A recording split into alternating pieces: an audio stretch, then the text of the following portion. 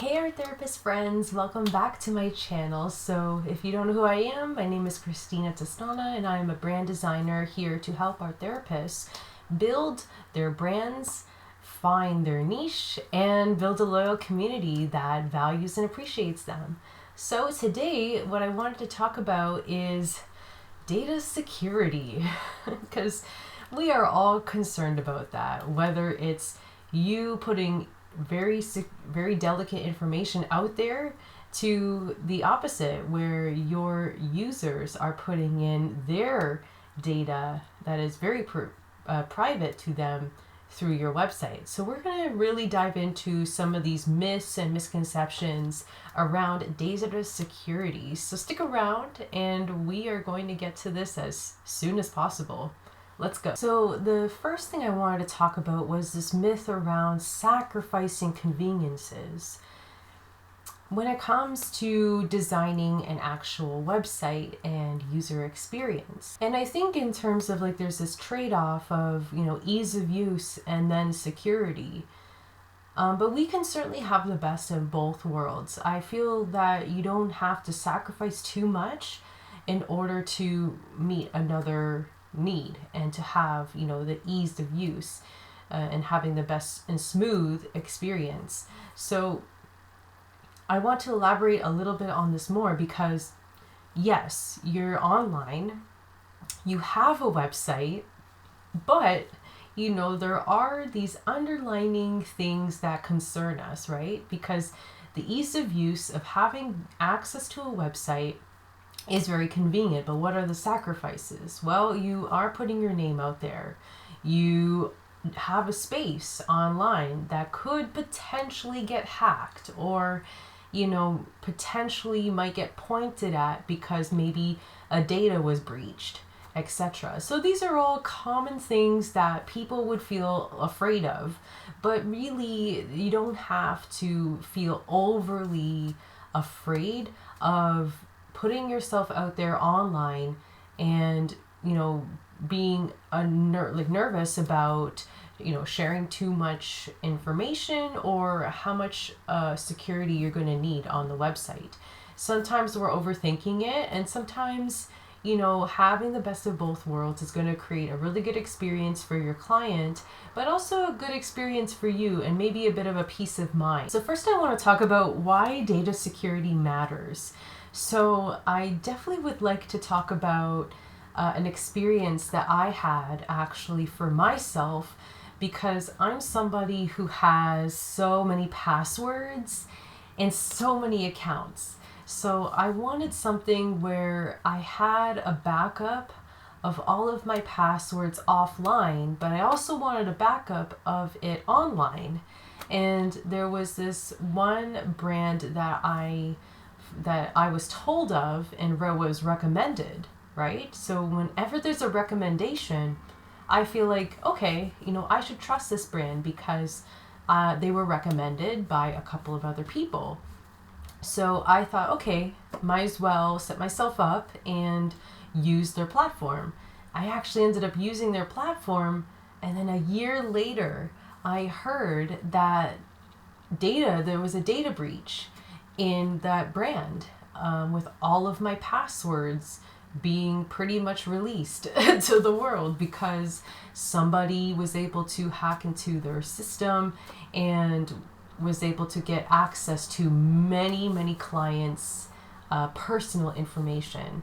So of course I was not comfortable with this because that is a real world situation, right? You have all these accounts and passwords that you put into this brand because you trusted them and their software, but now the data has been breached. So now you're kind of on the boat of, oh no, now I have to go and change in all my passwords, right? So yes, the data security matters. So I think what could have happened with this brand that was pretty much a host for holding all your passwords is they probably should have done a lot of more checks in the security measures in terms of protecting everybody and making sure their data doesn't get breached. But again, we're all human. It's going to happen. So I think that's another thing that we need to think about. But the secure data does matter, because especially for art therapists and art psychotherapists who obviously work through insurances and people's insurances, right? Because that's usually how things are being run with art therapists and art psychotherapists if you're more working in a clinical format. And people will more so work with you if it's insured. So obviously you need to collect that information from the client, right? So this is another real world example that you will run into when setting up a website. So when it comes to these types of personal information, you usually have it in a form, right? Because you're going to have the user or your potential client go through this intake form before starting the session, because they have to obviously exchange of social insurance and etc. and the insurance provider. So there's a lot of information, and you want to ensure that there's some kind of compliance around it that makes it more encrypt and that there's more protection. So there's this tool that I would recommend. It's called Jotforms, and I believe it's a free tool. If not, there might be like a small purchase to it or a small subscription, but it's something that I've seen therapists using. So usually your forms need to be HIPAA compliant. And this is more, from what I see, is on the US side, but I'm sure in Canada it's still the same. And it's just a protection of, obviously, around insurance. So I would definitely include this in any of your forms that you have on your website to ensure that there's encryption there. And what I mean by encryption is it's just going to encrypt your information. So it's going to make it obscure to hide it from any potential hackers or potential break-ins, etc. So it's just an extra protection shield over top of that. But again, when it comes to taking those extra steps and making sure your data is secure and the client's data is secure is just another extra level of trust. And when you take those essential extra steps, it's a lot more easier for others to feel more comfortable working with you, especially online, which most of the work now has been transferred online for online therapy in general and telehealth. So any forms that have that compliance attached to it, definitely go for it. Even if there's extra costs in it, it's going to be more peace of mind on your end. And also in general too, if you have a store that you sell digital products, anything like that, I believe there might be some extra tools within the store plugin that you grab. It should have extra security around that too. So just make sure that all of those are checked, because again, it's an exchange of like a MasterCard or a bank number. You have no idea, what they could be using, right? So the more awareness that you have in your forms and any shopping cart features, make sure that their data is going to be encrypted, hidden, and protected. And in terms of the actual URL address, another thing to be aware of is to see at the top of your address bar, you have HTTP, right? At the top when you're writing in your address to your website. What you want to do now is you want to put a more secure address. And this is kind of more a common practice, and I think it's already been implemented, but if it has not, I would suggest to add in a security feature to your actual address of your website. And you could tell that it would have an extra layer of security when it says HTTP. And that will save you extra when it comes to protecting yourself and protecting your actual clients when they are entering your website. What I wanted to talk about was finding that right balance. So the balance in between security and, still being more welcoming and approachable in your actual website. Because yes, we can get really overwhelmed with all the security stuff where we have to enter passwords and then, make sure CAPTCHA is on and all these things. And then it makes the customer experience really rough. So obviously we want to balance the two.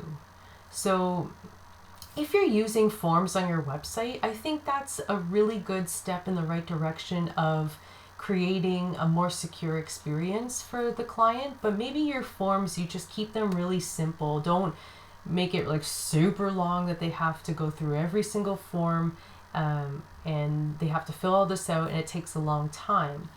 Just keep it very easy and seamless. And you can use, the CAPTCHA or, the robot thing to identify if you're a human or not.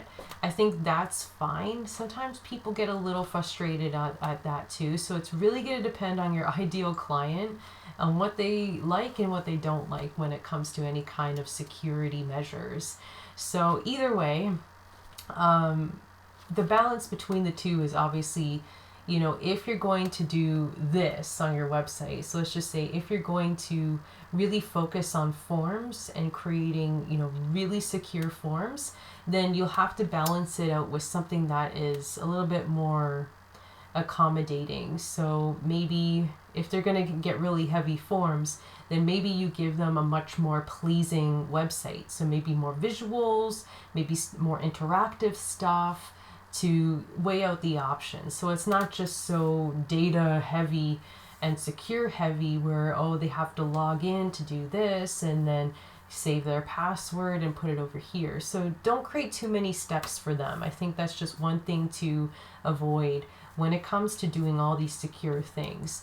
The more simple, the better. People will enjoy the experience. 5 takeaways for creating a little bit more of a safer website for yourself. So, if you're a little unsure of creating an online space for yourself and creating the best experience, so these are the 5 takeaways that you can take with you today that might alleviate some of that nervousness of entering the online world or just starting in step 1 of, creating the best user experience, the best website for yourself, and taking that step in the online direction. The thing that I would suggest is obviously knowing how to protect yourself as the person that is actually running your business online. So I would use obviously strong passwords. So if, let's just say, your website is more of like a membership website and it requires, users to log in, but even you to log in, etc., you definitely want to create a strong password and store it offline somewhere so that you have it in your back pocket. I would also put in the 2 authorization factors. Those help as well to save you if something goes wrong, because usually when you build a website, you do have to have a login to create your website, because your website has 2 faces, we can say. So it has a front face and then it has a back face. So your front face is basically what the client can see. So they can see, your pictures, your text, but what they can't see is what's on the back face, which is what you know and have access to, but you have to log in to get into the back end of your website. So that's your password, your username, your email, all of those things. So having those protected somewhere, in either you have it locked away in a protective case, within your office, or you have it stored in an external folder that's not online but on your computer or hard drive, just somewhere hidden, but have it still accessible, and unless something happens. But when you have the two-factor authorizations, those are handy too. You should do it with your phone and maybe with your email as well, so that you have two ways of unlocking your website in case something happens. But you are going to eventually need to have a couple of accounts when you have your website. So you're going to have a password for your website, you're going to have a password for your hosting, and I believe your domain name as well. So have those all together in some kind of a document, Excel sheet, on your hard drive, and maybe a hard copy of the Excel sheet, and put away in your files in your office, just somewhere stored. But that's a starting point for protecting yourself, because yes, there are hackers out there, and there are ways that they could break into your website, whether they know your password or not. So there's just ways that you could start protecting yourself today, because yes, when the online world is, a big place, and there's always people out there that are looking for trouble, but you don't need to be a part of that. But protecting yourself and taking those extra steps. Another takeaway here is obviously security can be seamless. So everyone believes that, it's like an extra couple of steps, and I don't feel like doing this, but I want you to make it fun, right? I want you to make it fun and to make it a best practice every time. When you do it in a more routinely manner, it's going to be second nature to you when creating passwords and storing them in the right places so that nothing gets lost, everything's together. You'll feel much more, protected, and you'll feel much more confident in showing up online and not feeling overwhelmed. But it's super seamless. There's apps out there that you could use to store your passwords. Just be very careful when hopping in on those apps to store any of your information, because when I did it, there was a data breach and there was trouble, and I had to change all my passwords. But you can use Excel sheets to just store your passwords that way. That's the easiest that I've been implementing in my business so far, and I haven't had any issues. So just be on top of that document and keep it well in your reach. So don't have it hidden somewhere that you will never find it in your files. So just make it as easy as possible so that anytime you're creating a new password, you can just copy and paste and put it in Excel. Takeaway is understanding encryption, because you're probably not very techie, and I kind of understand that in terms of, you're the art therapist, you're focusing on people. And in terms of who I am as a designer, I'm focusing on your online presence, making sure that you feel safe online and have a really good experience online with your clients. So encryption, really all it is just putting your information in a secret box that no one else can open, only you and the person that put the information in can know about this. So it's very hidden, and what the encryption does is it changes your text, so they cannot see what has been written. Only you, the therapist, and the client will know exactly what's been entered. Anyone outside of that will not see it. So if that makes it feel any better, of using personal information online, that is the best way that I can explain the concept of encryption. But if you want to learn more about encryption, there are YouTube videos out about that, and I believe Skillshare probably talks about it as well if you want to learn a little bit more about encryption. And my fourth takeaway to you is to always stay informed, because especially when it comes to a website. So let's just say you're using Squarespace. Squarespace is obviously a shared software, so you're borrowing their services so that you can build a website. So technically Squarespace is owned by, a certain group of people, right? These are technical people that built the platform. So they're always going to be updating the system. They're always going to be updating security stuff in the system, or updating themes, or updating its format, etc. So your job is to stay on top of that, because those are important to update. Because let's just say Squarespace updates a security feature, you definitely want to opt in for updating those features, because if you don't update it, you are at high risk probably of getting hacked, because that is basically an opening for a hacker to get in. That's why if you're an Apple user, you'll see Apple giving you different updates to take. And that's important to take those updates, because they're helping protect you from security issues, data breaches, any of those things. So as an online therapist, you have to ensure that you're on top of all the updates that you need on your website, whether they're plugins, whether it's your store update, whether it's updating your actual platform that you're using. There's all these different things that you need to take into account when it comes to being online. Another thing to stay informed of is possible forms. So the Jotforms might need an update, so you'll have to keep an eye out on that, because that is a third party that you're using. So checking in on them every once in a while would be very useful to just make sure you're on the latest and greatest model or edition or version, etc. So those are all important when it comes to online stuff, because it's changing every time. So if you miss an update, that could be a problem in the future if you don't stay on top of it. And even with any digital updates or digital news, it's good to stay on top of that as well, to say, okay, I should be aware of this in case something happens.